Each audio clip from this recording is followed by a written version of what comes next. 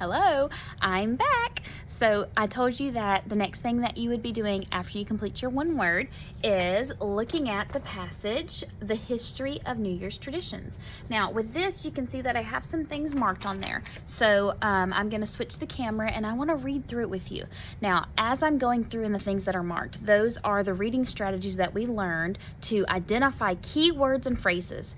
Every time we read any piece of article that's something that's like a worksheet, that's a passage, that is a test, and then also when you're at home by yourself reading anything, it could be something off the internet, it could be something from the newspaper, you always want to think, what does the author want me to take away from this? What is the purpose? Is it something that's entertaining just for fun? Or are they trying to teach you something, inform you about something? So for this one, I know the author wants me to take away the New Year's traditions because it's titled The History of New Year's Traditions. So as I read this, I'm zoning in on key words or phrases that let me know any of the history of New Year's Eve.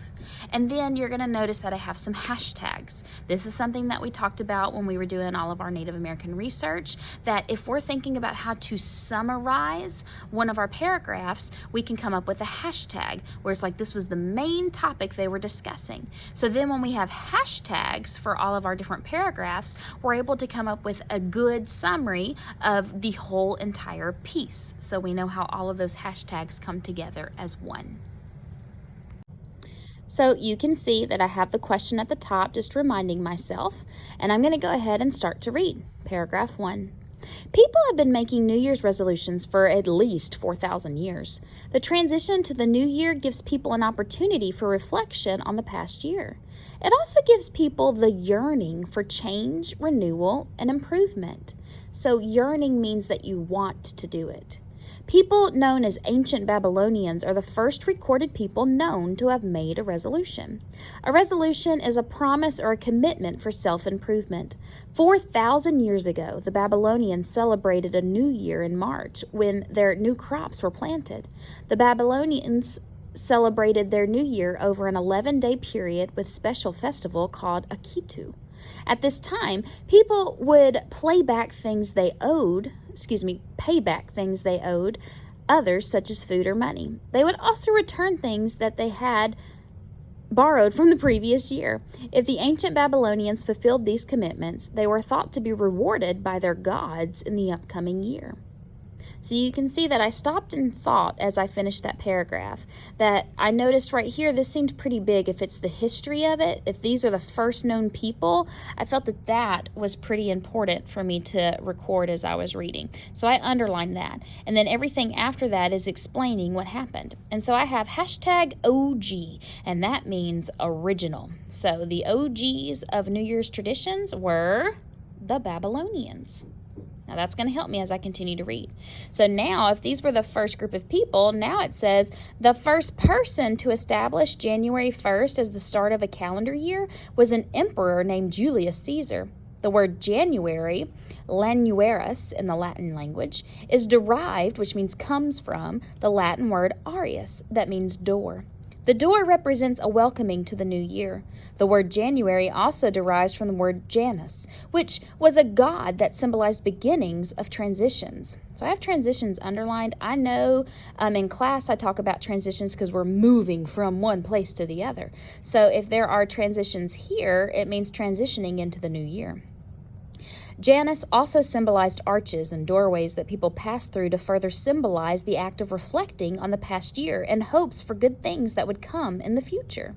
So again, I thought about keywords. I noticed they kept saying January, January, January, and then there were transitions. And all of this was explaining to me about beginnings, that is where a part of the history of New Year's traditions, after they started to celebrate starting the year over, the Babylonians, January was actually because it's the new beginning. Then, a man named John Wesley, a leader in the Christian church, established a religious service called a watch night service that was held on New Year's Eve.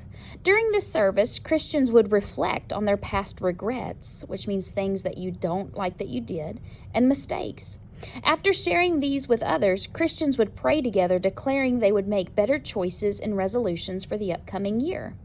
So for that one, again, I underlined what I thought was the most important, watch night, and reflecting on your regrets. So I have hashtag watch night and reflect, because I know when I was on Facebook on New Year's Eve, I was seeing lots of people talk about, I want to reflect on everything that happened in 2020. I want to look back to all of the good things that I can remember instead of the bad. So that was the same thing that's going on here in this paragraph. Watch night, reflect.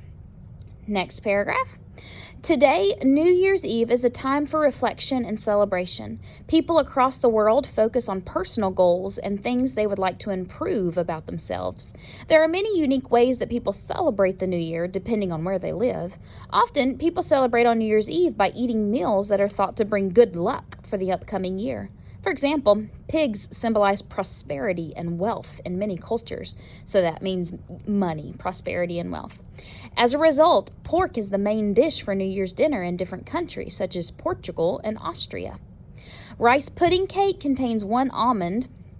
Rice pudding cake containing one almond is offered at the table on New Year's Eve in Norway and Sweden. So again, I'm looking at celebrate, celebration, eating meals, good luck. Now, I put this here because on the back, there's a new paragraph, but I kind of think it's a mistake because I'm going to read the rest of this.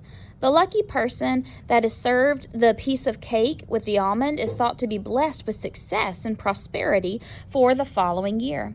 Another unique tradition takes place in many coastal cities. In cities along the ocean, some people run into frigid waters on New Year's Day. Whew. This act symbolizes starting over fresh. The icy cold waters are thought to cleanse people of their past mistakes, so they may have a rebirth for the future. So I'm going to just flip back because I do think that was just a typo. It's not a new paragraph. That this is all about how they celebrate in ways that they have luck. So one was food, but then also it's just other things they do that also bring luck. I don't know if I could do jumping into a cold lake on New Year's Eve. I think I'm going to stick with eating the food. Now we have two more paragraphs. Sorry, it's very in and out. I'm trying to get where you can see all of it. In current times, people usually think about their resolutions weeks and days leading up to New Year's Eve and are ready to start implementing them on New Year's Day. Here in the United States, a popular tradition is a giant ball being dropped in New York's Times Square. The ball, weighing almost 12,000 pounds, is lowered at a stroke of midnight. At this time, people hug their loved ones, dance, and cheer, celebrating the new year. It is also common for people to toast in the new year by raising their glasses and having someone make a short speech amongst friends and family. During the toast, people often declare gratefulness for their blessings and best wishes for a prosperous year. So prosperous, remember in that other paragraph, prosperity and wealth, that means good fortune, like growing in money, but also growing in yourself. Now, looking at this one, I noticed that it had started from all the way back to the Babylonians, but now it says in current times, and it also focuses on the United States where we live. And all of this made sense to me. So I put hashtag US, hashtag Times Square, hashtag family, because that was the gist of that. And I kind of feel like the reason I put more here is because this one, it relates to me. It relates to you too. So I connected more with it. Now we have the last paragraph. So if we've learned anything about multiple paragraph essays, the last paragraph should be a closing paragraph. What are things that you think you could improve on? Try to make a list of different resolutions and circle one that you think is the most important for you to fulfill. Resolutions typically are difficult to keep. Accomplishing a resolution can be more successful when you have a specific plan for how you will achieve your goal. Try to form a plan for how you will keep your resolution. Always remember to keep working towards your goal, stay determined, and never give up. Happy New Year! So obviously that last one, if we do all of the reflecting and try to make sure we have good luck, well, then we need to improve on it. So we're thinking about all the things we want to accomplish, and to do that, we need to make a plan, which you kind of were just doing that with your one-word goal, because this is hashtag goals. So the very last step that we do when we finish reading and we have all of our hashtags from our keywords and phrases, we're going to look at the hashtags. OG, the original of the New Year's tradition. The beginnings is January. They had a watch night where they reflect on the things they did for the year. There's different foods that give you luck, and then there's also just different actions you do that bring you luck. In the U.S., they have Times Square, and they drop the ball at Times Square, and then they spend time with friends and family. And normally, New Year's traditions is setting goals. So these are steps that will always help you be successful when reading, especially something that is nonfiction.